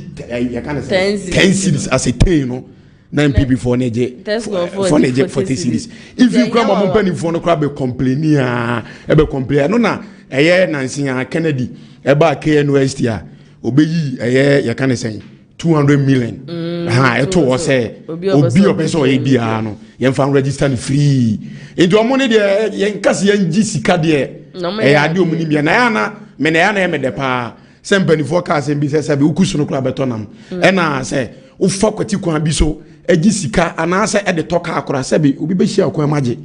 nti omo be fa kwati kwan so e pe sika gu omo botomu no we akwanya omo be yibi di ama party no nti omo de ya no me nya omo de we nya di new bia we nya de dada bia sa 6 billion omo ji enkosi hwe unhuri omo de be party ni kure ja dam dada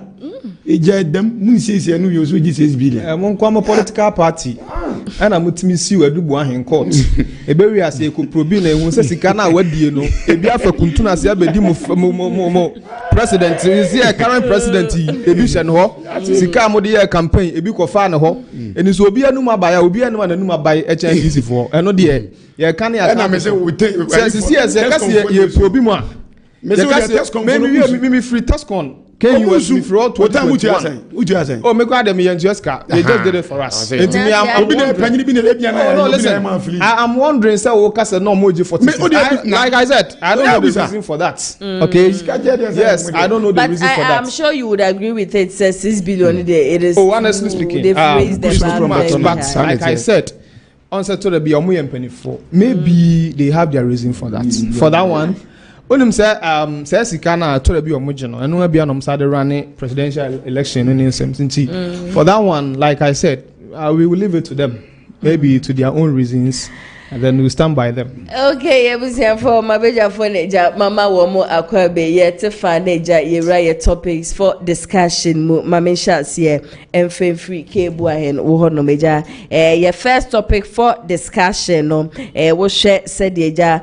wa ba ye ni ade na ye hwe said ye mo beba power nsema mo kan ye de fa boko ho entokwa ni ade kura ma mo kire sese MPP wo power na de bia no boko ho no na ya na eja eda ho no na so NDC de mo ba ya na baby ya asumdwe boko so this time ni de mo ba ya ne je se wo mo ankrasa kura ni nsu se ewu aje se ekoso NPP time no kura na limited compared to the ne ekoso ewo NDC time yade a entry dan so edin sembia ba wo che se political interference no ka ho bi na boko ho entokwa no peja ni musa we take on that edin Obaya medawase mefa akonya we so achia Kumasi online TV ahwefo na gibre on YouTube ene baby biara mefa akonya we so na machiomo kwan eso nkoso na miwemu mefa akonya we so na masere 10k STU for say ma brand here ma ade nyina phaser menu enso bafo 10 KSTU president abrantie oba adwuma papa asante region yenya 33% to ha nyina no abrantie modern boka ho bi adwuma oye no call center ho ene phase say oba for KSTU 10 president minim se mo ma ye hwe nchenchen penifo se yusu ebenom no eya yenye den ye hwe nchenchen ye hwe na dwuma a waye ne mmere bi atwam as communication officer ne o se oba aba be som aboa adwuma akwan bokum yegu ho no ono so ba beto aso na madaroma moma munyina mu nso ne mu na monto aba no emfama no eye kwan sonko sokora okay oba ya mewura ensem ni mu na kakra meka fa ho no eya na ensem se bi no edu ba bia eya na mbese me ye ne politics ana me ye na amanyosem really ya mbese me ye na amanyosem he boko entokoya ekosu ya ene ensema eye yenwura Dr. Entry Danson edibetu dwa obi anim se eba security expert ye doctor yi woni mudi pa wabom ntintima yentoto niema fire ho bambon sema na yese wadi mu ntintima pa nti doctor yi be kasa asem ya na onim de oka emprempri na no eya na se mpanifo ka asem bi se enwusie efri baabi ba se utresia obekọ na jae den ewo ho ena bokontokwa no ko ha eya akoye se sumuna so eja no ubehu ni sa aseja na dum hu ne beba na asaka so ebia ntokwa ikura saase ebi kura na me maame ene me papa kura nya nhia mumpo na rekasa akasa ye ba be wo me kwa kubu anya metie from tete ehwa na aka so ehwa na aka ba and ekwan e befa so asa ntokwa yi ebesi atwa ase no ohwe ne nsem a woka wo se ya na political influences eka ho ekwan a ebimo efa so giving out wrong information eno so ka ho bi ba me de me kan ne se yema asumdue na enye den emra se yetam Ghana a soldier for yetam Ghana a police for yetam Ghana fire service for yetam Ghana chese security service and bambo for ni nyina kugu pokwa still ntokwa na beden ebe kwaso baabi a ntokwa ni free ba no eho na esi ehwe ni e kan ho asem eho na esi ehwe ni e tenase ni esiesie enti yewura asem a odi betu dwa idie ye doctor ya asem me fo ne so 100% si ye nyina ye nkamom wei enye NPP wei enye NDC wei enye CPP wei enye political gimmick obi a eseye baabi a ye panifo kan se baabi a de ne da no won fa nto he den efrito na sabe chance bia so ne den eso mu aso enti baabi biara ntokwa yi efri ba no me de ye be sre se ye behwe na dani da nyina se de security service for call for ahobambo no ye de omo beko bebre na na be hwere omo kra enti de mesra ne se baabi a ntokwai efri ba no mumie hwe se ye ka se peace it doesn't mean say wedding kukuo ana say wedding kunim mi sister me no tie se me no mente me wanse bisi na se ade we wo me na obeka kire me se mi njai e mane nka na mi jama ne ka. It doesn't mean that what the misunkunim. It doesn't mean that what is me. A peace near prevail. It mesre boko form. Mesre one chassis. Mesre one to jagum. Say Ghana ye dia. Yen do mine Ghana mine mine.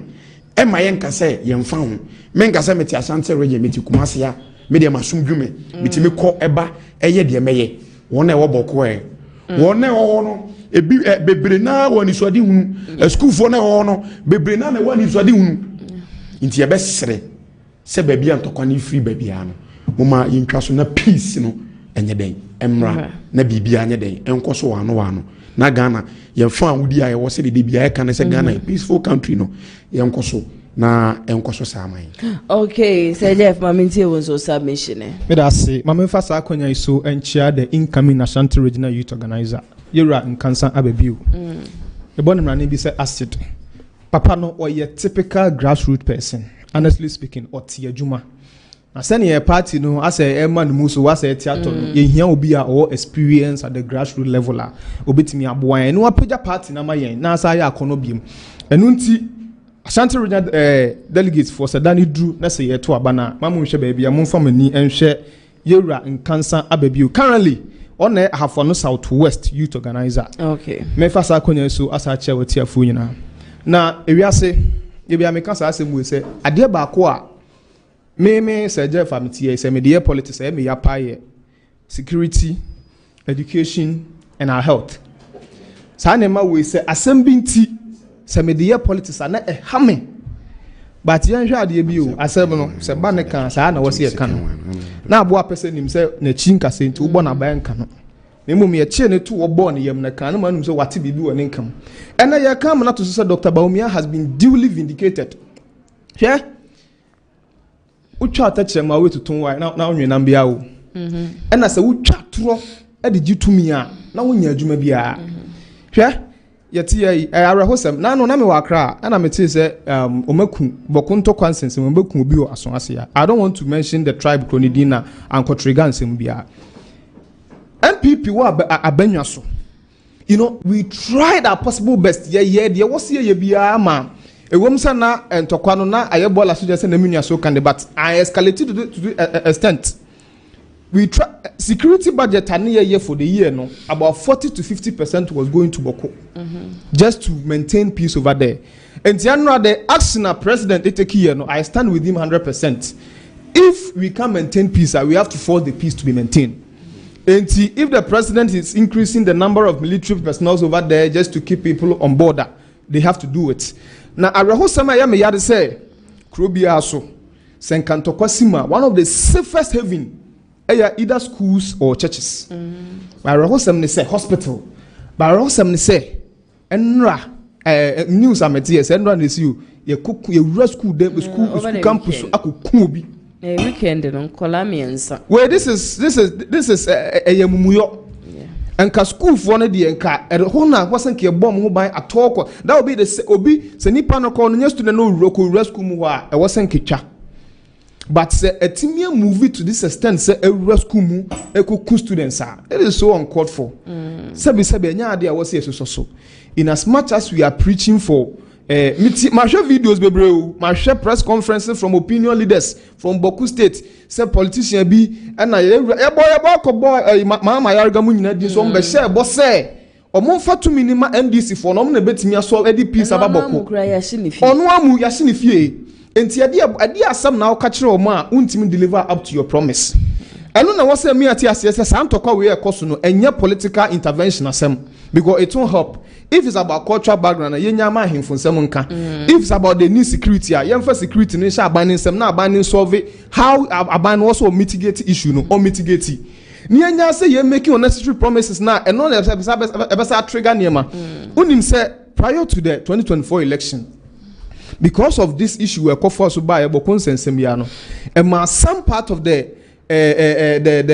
person about tribe needing I would have fetch me ebi mu decided say because of that this particular people will never vote for Bawumia. Ebi other side so decide say because of this issue this particular people will never vote for John Mahama mo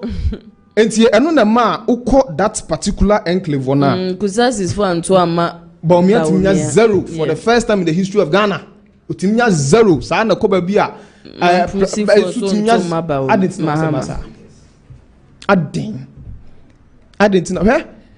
in politics if there be country connectedness enuntina say entokwa bitimi si Ukraine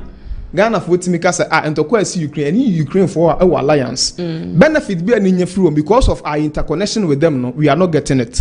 esi boko na Ashanti region for nim say any Ashanti region for mu wa ene ye ha na ato ya hai me tell am teacher say you na be say omoboa yi na eboa esi from January up to this time onipa almost 300 na ewu you see aden so in as much as we are condemning political intervention in this issue no yes I can dey to say Ghana nyina dia se bokofo ho na aka na Ashanti region fo nka bi nhye eno wuo ni beto ye ha enti se ya moa amaboko ban amaboko peace ama ho a enka hu Ashanti region so we are not at peace yen enkrofo a ewo social media so a omo na tuo no mafafo aso omanim eno mususu jagum ena we na koka say I honestly mede amahama yarega de no be ka ho because of animal Yera President Mahama Krampo so can be as NDC bar anytime be NDC wa bema the speech at Iboko NPP wa bema na ntokwesu and NDC ne wa bema yenhwe de asi afenso so ye ka che Yera say ye 5k men e de akọ boko ni akọ solve issue ho honestly speaking ye here at this moment we need them. To say one and oh, say 5k men no man from Intina men count. Okay. And see, honestly, in fact, this is the time that we need them. But upon all the intervention that we've used, security forces say, "Oh, nyina, bas say kwa ehia escorts, ni nyina chino, people are losing their lives over there." Which means that the mechanism now here try their solve issue no in terms of it's not helping. Me suggest anke yenja wo no munkunku wo mo wane ye masase ne ye bipa because ntokwa na chance ye ne akwa na babedu and they are not ready to listen to what people are saying calling for peace. They are not ready to listen to any of them. And now some ameti Ghana registered nurses who can as our topic in the account is this wo fa no chance ye no they said they are at first they were having their peace over there. But what is happening right now, they are being forced to move over there. After so muku school for Nkolano. Woman ba kubia omoye ni interview o sister station ba kwa na meeting audio ni na kosi. Osi wo hwa na ni co-work ono no ni kunu ba se asem se okan no boko kasa ni mu. Yes, okan no kasa ni mu se na esinti no omo evacuate omo nyina. Na opinion leaders no so se wo ye umfiri kromu ha the best remedy for you is to leave the town and go. So who? Enti sabi o me baba ye adwuma besom bokoman. Na me sa fa ho go hwe me nkwandia. Ene ese meko. That is why the nurses know they are calling for evacuation. They need to live over there. Also move free. And the people are even from Greater Kumasi. Yes. And then Cape Central region. Yes. Once omo fra ho north and omo fra south. And to south in the Ashanti region is a hand. One money mom na wo ho no. And na metie omo say they are about 20. Onim say adena akoswa to the stand say residents wo ho omo mo ye farmers no. Omo say omo ntimi nnua plants grains na you what say maize ne atoko ne omo ntimi nnua because one hwe na obi akwambushi o. Because almost so mudua na say yetintini a rebels no mutimi hide na omaba enti omudua nkate nom ne sa ne manema na wo eye short way no which is not helping ebe do madua ba ra me etime nya bi so hu no enti yesra mo we are appealing to omo ekebie wom any obia onze as far as this war is going on or this conflict is going on people are making money from it. You ask yourself, where are these people getting this ammunition from? Someone is selling those things for them. Yeah. And so they are the people fueling the whole issue. Into Yesremo, Ghana me thesis on democracy.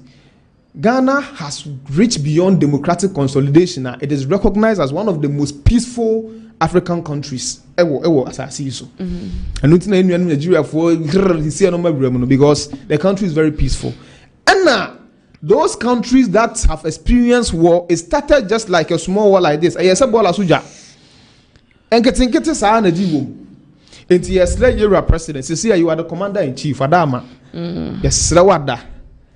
5k men no for moko soldiers no. Now so e was say come man good them. And remember innocent people, and so when you peace of mind now, we have to do it. Okay. We have to do it. Okay. So the people's life at Boko is at stake. Okay. And the president said, and I'm on our to say omu intensify security forces ewo Boko no a year. Or when they say so unfair being kahon. Now how come say what they saying police commander IGP Eko Boko near Tutu Abon came. How on earth can this thing happen? From where? Edi asema. Eti yesremo ya kika funu ya kika madam pine. Yesre wona ekebi ewu mu. Mo amunim say innocent lives and mo fra ye ewu ye da ache ne wo mo. So ahu na se china ese eni wa mudi wie na mu wa ehfo na ba be take over. Enti yesre some of them nancy from na peace and rainy Bokuma. That's okay, Sir Jeff Meda was Okufuke boy. Okay, we will take on the Ghana Registered Nurses and Midwifery Association. Almost so say unless a four Bokuinano, one best ye papa say yes, a woman near Menina, 9 day, yen post to a movie before for Naboku 1 day, as from Jeff and as from the woman never cry, now one day I woman juba. On say na make on say as of him new Kurana Jim say na matoba pa matoba say tokwada idi asema yeken onti ase eye enu achi 28 funo eye Madam Perpetua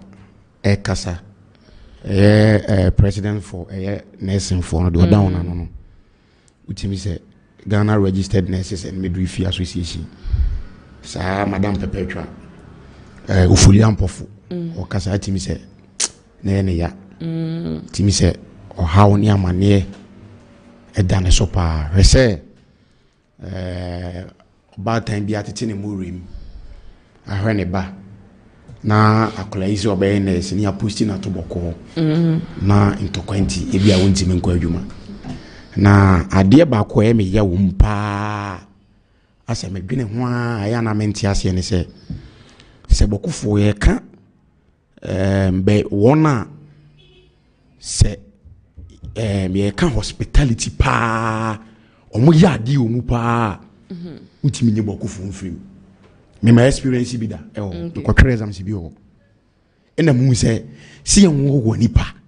ye nkrokro nipa ye ngigi nipa so sawe ye wo a bokufo ntimi nye mu mfiri asema American wo de me se opa busa obi a obi biara wakoboko da bia be ka kire o se yenjeje awowo so enwo nipa hospitality management bokofo the best enti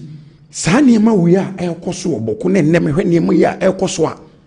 na se medwene ho a eni biti tese eni miti boy kura tese emfa mi hu de wi a mesika no ensisi so enti mesere amanfo ba ho bedi pa hwese a school for mo nka bi nsem yetimi akoshutu yakobo mu tu amawu a school for no wodaache e wani so ade hunu e de say yana e bia make say no mo ba be Ghana mpanimfo o mo ba be Ghana titiru ene yabo mu tu yaje o mo kra afro mo nsem enti na make say ade we memfa me ya amonyosem se unhu ntokwada ade a yekan bia wonte ase way back 2016 say 2015 were somewhere around Tafo municipal BC sa emye de curfew to yeso na me ma ko fa enema bra nti me delay na weni mpa me na me tetafo a me nim ho no the we are soldiers for ndi go me so anwumere because curfew emmo 7 no bi ada eni enwuma bonten enye tafo ho na me nim ene eho a ma chinchini ene tokro bi a me nim mu a ese woni ese wo ka kire na enne JM se wo de 24 hour economy ba yenya adwuma 24 hours na ne bokofo yese ebo sesa na be pie enche kra no ebebo 4 asesen se 5 no ko she dem 2 pm ewia 2 pm adechin 8 o me pie adechin 8 no pie na sa 24 hour economy a JM ye dey be bokofo be dey experience awosem bokofo be dey aduame anya bi e be dey productivity atimi akoso into opinion leaders say dey menu be mai kai NPP ni kai kama sa na me so metwa bi atoso okay yes wenya de a ye baba ne political gimmickle wenya de a ye baba na manyosem wenya de a ye baba ne politics sanse ye so koto sabo bi si wunu aso a ka tene say sorry yan so kan tene say sorry me so sanse ofi ne so na o ye den o ba so intermediate message itu onya den anko twele ye kire ensu onya den ensan ko ni nsuom na ba bia asumdue ese ye to no ye mfanto na me di kan no se ye ka se peace doesn't mean say ye na ye se ye kofo we nti ye jama bibia kan o ma we ne there be se book ye media na ye se nyama ne nka ne mfa book into ba bi e da peace ne privé. It doesn't mean say one can say tribe I overcome the other tribe. There be because ye kase ye ko a ye be ko kunkum ye hu nyina ye de assassin be duane na assassin ye de hayden ye de be duane ma amwa etina ne ye ka no se ne wo boko e na etin be du asantima mu a enti ebia o kina bi na innocent a person onu nim wo hwe no akwakoka no enti sent nkotodwa me bu nkotodwa sere ye benefo opinion leaders the chieftaincy one e kabu ombeti yo omon form na nsi fe man na peace in privé wo boko on say entokwa we say enya animu ya on say boko so omon export foods like yam millet and those groundnuts no. If they are not able to produce this food in large quantity, I was a kakrana a free ada eba this area near yes the comma woman. Also military sabe for free at the comma woman, and also so it will distort the integrity of the food productivity in this area. And penny form and I see form. And then my sister station I'm a coy. My opponent we all on the same side in relation to the Boko issue. Honestly, security there we don't have to. Yes, it is never going to help. We are trying our possible best. And then say I better na say na say papa udima ya dima kumu koso. And then say I better na how see say koda 4 o'clock was 5 minutes on 8. O don ho pa don. Unim say ene me TV about me them. I don't remember the last time I saw TV. No. And so me I sometimes sit outside. I mean, me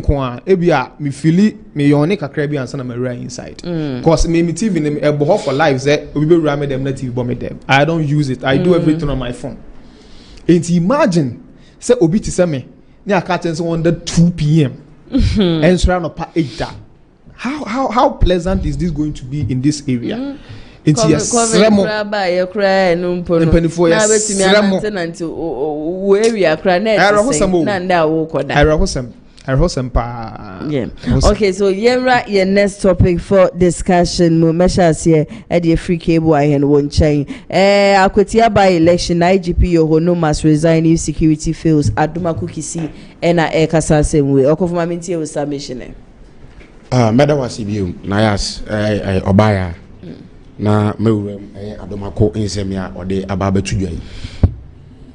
ahoban bosem de se de ne ka boku issue ka boku asem obia ni wa ahoban bosem on kasam fa ho say but eya na kon e be fa so e be kan e de be me hu sampa asem ya wo kan you on the line DNT na me bre yi be ka se IGP so resign for Akwetia if you fail to perform on Akwetia by election. Say you will course who are Blakuma North and Untia. And sa in some say and circumstances say. Sabe a foot to an answer with two and now can edema political parties. Okay. But and target is IGP. Who the real statement in the crowd, who the real was issue the statement. Say kind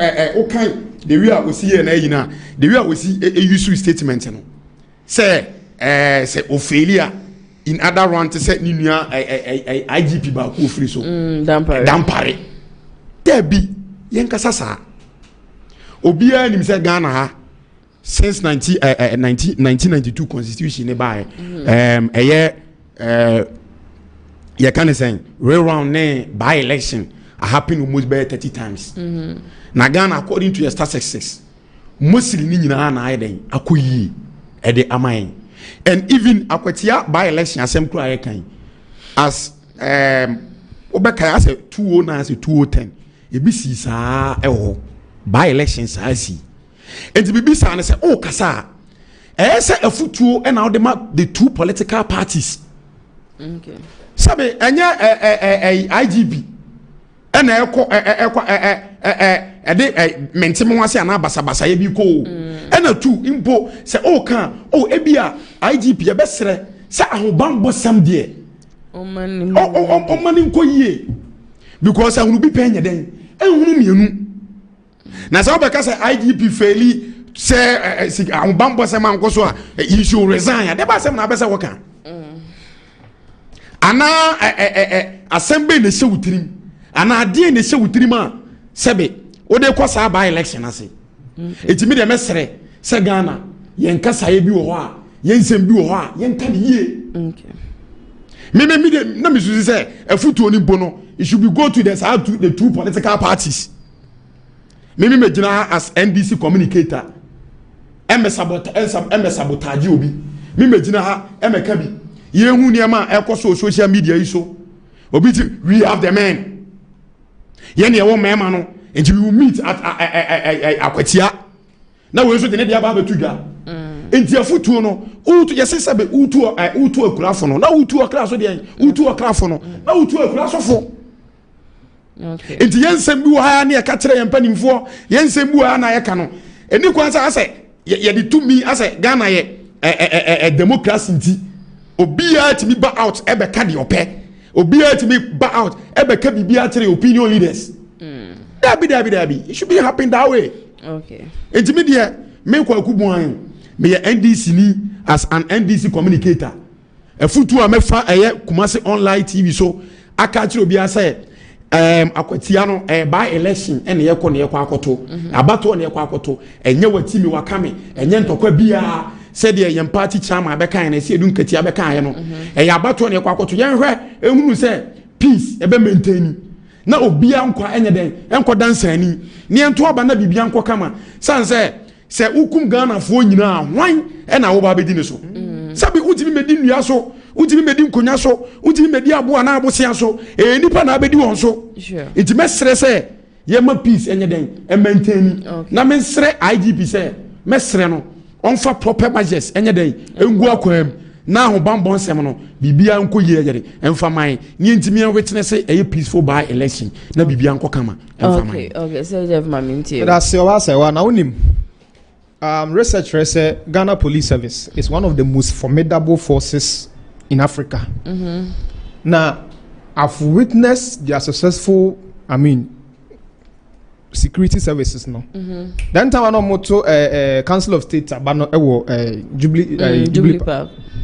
I witnessed how the whole protocol was observed. In fact, was conducted. It was one of the top-notch. Now, my name is Ghana Police Service for me a security ways. Now, me how you know Abdulkumanov. The election were being conducted in 19 polling stations. Just 19. And you see what happened over there.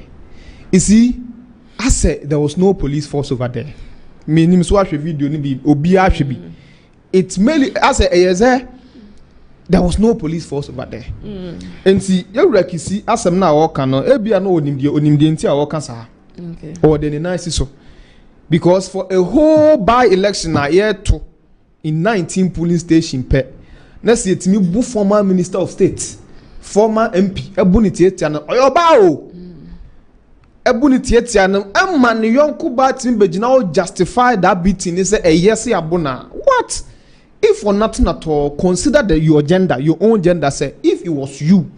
how akumsin no o kunu e wo ma wa abusua say wo ene edidi wo anka de na abusuafo beye ebe abusuafo da na in fact you ra waka say meni ne nya adwen anya say o incite bibi say something is going to happen at Akwatia na mmom precedents adia asie ese asana dance ni won atwa bi dia dance the asie nti na man na kasa sa na say Akwatia 19 police station kwa yebu oba besia to fom tietia no ekobu obi bo na pantan ma na pantan na honhono ya how much more conducting election in the whole constituency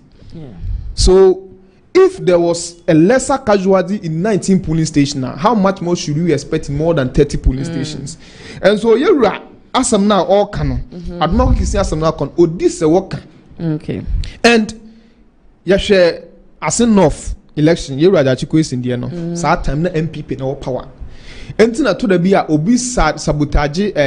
former IGP a na maintain ase is he na MPP na power we tried our possible best sense in betimi maybe we tried but it didn't work. Dan Paris stood up and protected the integrity of Ghana police. And so what Adumaku Kisi is doing is trying to call the IGP to his toes. No one should say because I say when you go to the media and these people are talking that we are coming to Akwatia as if they have a business to do over there. MPP for so Kebi. MPP for so Akwatia as if they have a business to do over there. So are they responsible for protecting ballots over there? No. It's a responsibility of the police. And the police have been seen to have failed in 19 police stations that were conducted just recently. 19 police stations, they couldn't even protect former minister of state. They couldn't they couldn't even protect ordinary civilians from being tortured. Moment me am mosa anko for no buy. Enti wo kan odika na se 19 ko anti mama we dey chese ni nyina. Okay. Enti mesra no on speedy up the game. Okay. The integrity of Ghana police must be refinished. And what says are coming back to life. Well, I believe in them. Their style of operation, is top notch. Nembom ye behu ni mudie e wa Akwatia by election because as a na MPP for Okuobi omo kasa internal security group bi anom wasem omo so mo akoka they are prepared for Akwatia NDC for so Okuobi omo so they are what are you people going to do over there? What is at stake? Because both of the political parties MPP and NDC for so say MPP for the before Mukong, MPP for so say NDC for who is supposed to be the security referee is the Ghana Police Service. Okay. And they failed in subsequent operations and we don't want them to fail this time. Okay. And so Adumaku Kisi he also okay, I can just 10 minutes into the next topic and remember each and everyone 5 minutes. KWABENA and Michelle say if you minority threatens court action over Attorney General's discontinuance of Dufour prosecution. Now the Ayeni justified decision to free Dufour and others. Oh, they are also Akama Minti Osabisha 5 minutes per. Oh, where the Wadaroma. We Mamefa Akonya Wisona Messi Union KNUST 4. 18 KNUST. This is the man. That's my friend. I was also down for Frederick Adu Kranche 10 presidents. Also Nyame Adoma Oba. It's KNUST 4 Madaroma no a deputy secretary. And as I say, Cosby ne Brentford administration ne kone win on so Jinase Antonio Swaba. Indeed, boy we all bug you papa and you be na beka Asante Regina 10 programs ni 10 meetings ne and won ko bani bia ni wa boy ma bida. It's message the KNUST 4. Say you probia ye beti me de baton na hye nsem cause we mu free wa e ya blanche for the kado kranche. Okay. And you be biala and shebe bia hwe ni aba mai na to aba no fama no na bibia enye kama en fama 10 KNUST na bibia nkoso kama obaya kakra mekane say minority for e de bia na ya na omo ya kwa yi de bofo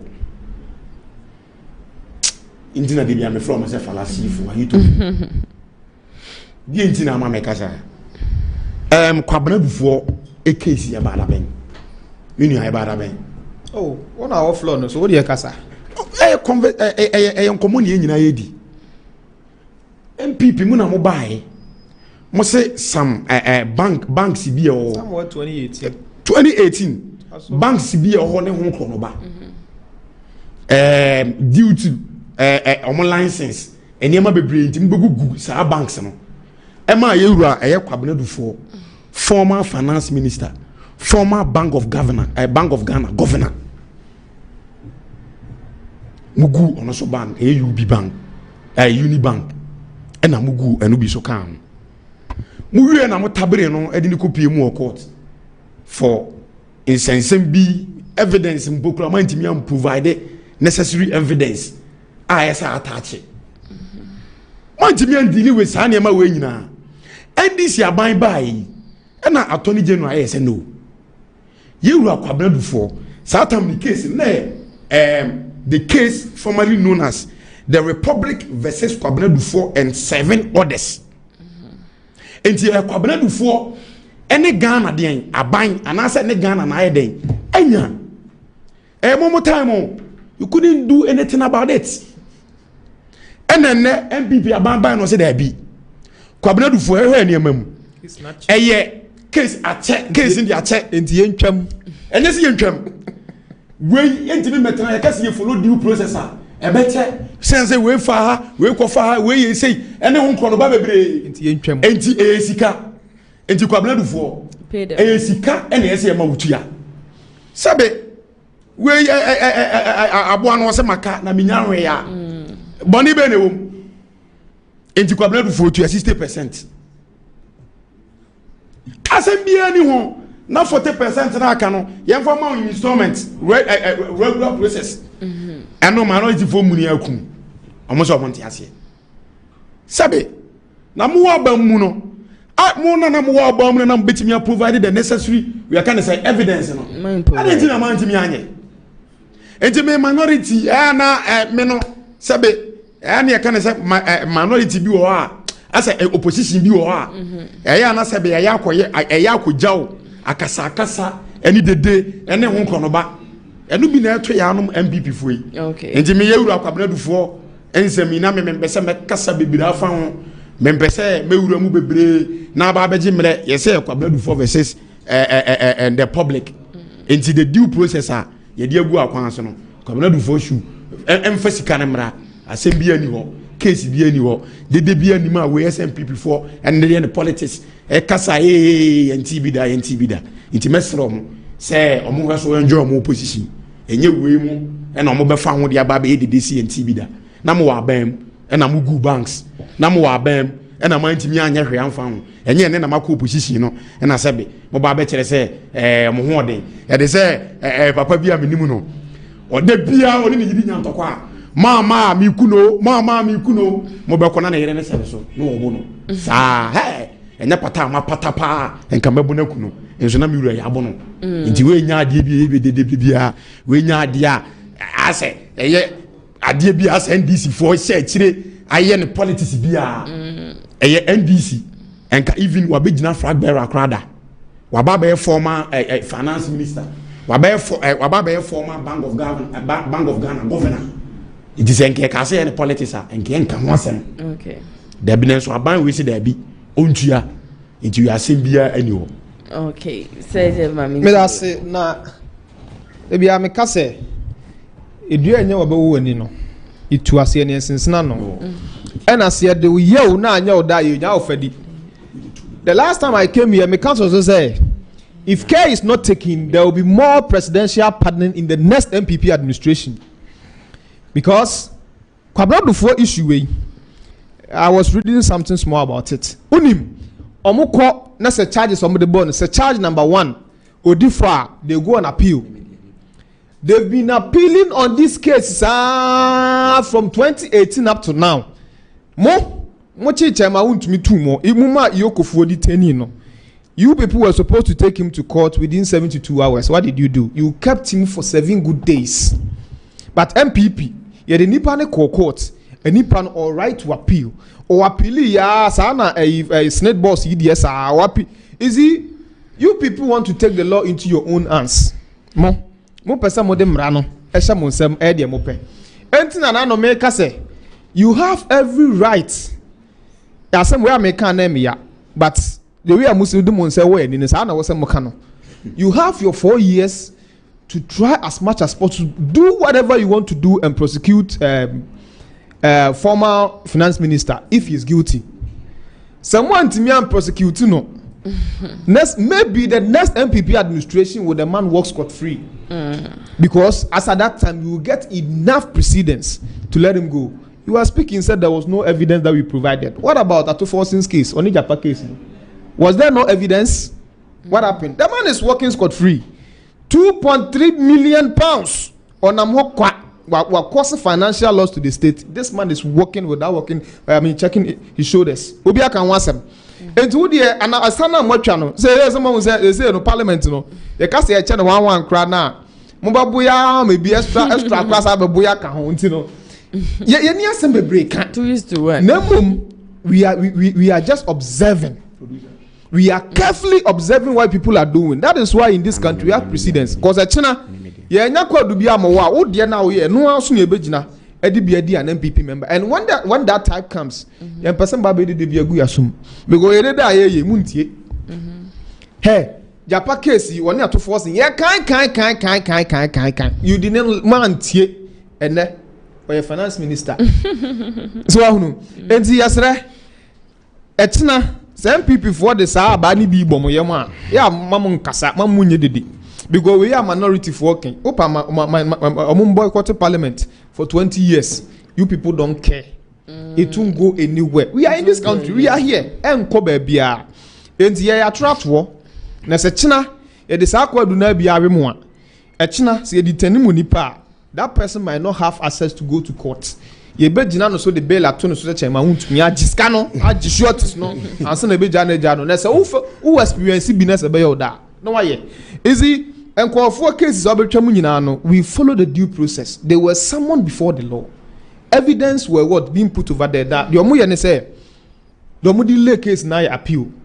sa appeal emaya judge not is no ntimi rule case no enti ya charging for money laundering we did for near the okakwa appeal court and for results maya you come sa no muditima na attorney general and I make us say we were following the law due process na near faso ya ebeche better time because now you see I think that they are the one to no necessarily I don't know because according to deputy you can say attorney general in speech there are when you go to the US there are some cases criminal according to the statement no what because of financial loss I was just reading the articles here was it criminal without any evidence no evidence he was charged or charging money laundry Mami quote amount natural. The amount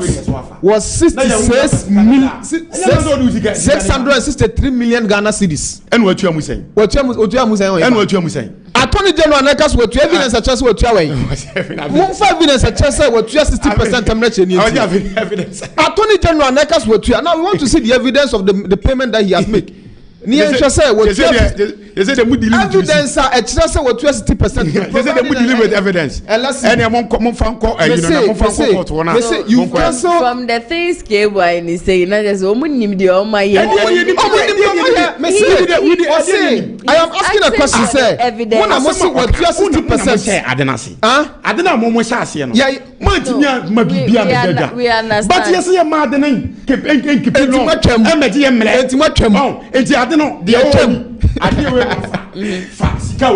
it's much but what's now say 60% of the money so 60% of 663 million Ghana cedis what you are 60% on what basis evidence behind the chest what you are is a 60% evidence behind and chest what 60% there be you've cancelled the case for no reason and it's now reason Mate echina se de bi do a odi di wan say aya ne ba betra bon kru no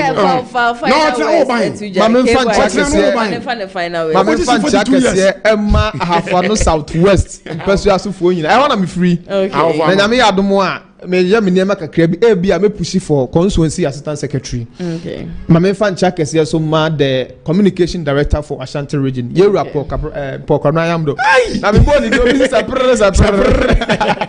eti fan chakese ma no na tisekusi no man na dem eti the communication okay also for final ways to journey we there kakra mekani Amstead ejebo ejenanya babedru nyame ya adoma on the 13th of August na Amstead K10 yenso ye kwa akoto ya ba na we there mesle akatamanso form wo ne se mura ma de nyina akwa kubuan se de mesi asom party region impo constituency and the Amstead na nkasa mu no madaroma me so magina for vice president monom na momo amena momfa abano monto abane mame mo amuni madwuma ameye I've been a member of Asante Regional Communication Team and I am also working under JM Campaign Secretariat. Yeah, mo na ye call for delegate ni polling agents no me so me di dwuma pa nti dia me sre am set for ne say madaroma ye call abato no so ne ye koto aba na monto mame na me wie mpo eye enne awie ya na Ghana Scholarship Secretariat Honorable Kwaku Asafo Ajay a link ne so aba betodwa say wona pese apply for a local scholarship ni nyina no ya de link na ba iti Amstead for Saturday na me call me ne kwotwetwe nkomo me ne di nkomo bebree concerning Amstead students na air scholarship no we di ajebu eje na nya ba beduru iti link no ya de beto various platforms ne so na yenso yenya den yemfele obi obe face difficulties bia no o de on frame number no ana on contact me boa no na ono so atimi anya local scholarship ni na bibia nso atimi ayden atodwa e de ama Amstead Amstead let's go together scholarship secretariat no they say adane NPP oja pade ana sesa ya mo me time ni nya aye say Jeff NPP communication team members so na okofuke boye no so NDC communication team member ebusia wo mo na meto nsafre wo mo a wo mo beka me ho e wo fidie mo anim say ye de nkomotwetwe ni nyina no e de ebeso mo a mo join here from start to this time ye beda mo nyina as Mamida production team ni nyina so as ana ATP and the newspaper review no ebeso mo sa so and Benedict na handle camera no so net na MC also e de Emma ye executive producer so e Mr Daniel ye bo me so ametina dwam e de jumedi ebeso mo bi ene na ya so nyame ya do ba china exactly 2 p.m. ya de ebesan so edi ehia e wo Kumasi online TV Makramo.